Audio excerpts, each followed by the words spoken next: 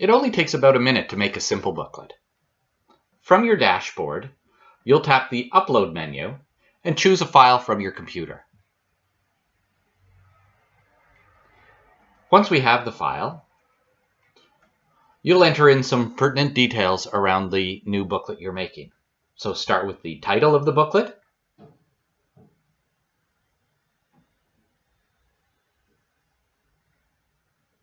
then enter the business name, and then choose if your PDF booklet has any page folds in it. Then optimize it through these two menus for conversion into a simple booklet. Tap Complete, and we'll create your simple booklet in less than a minute.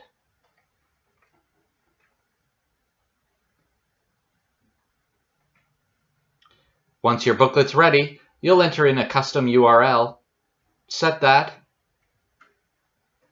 and then choose what you want to do next with your booklet. I recommend using the design tools to start formatting the presentation of your booklet.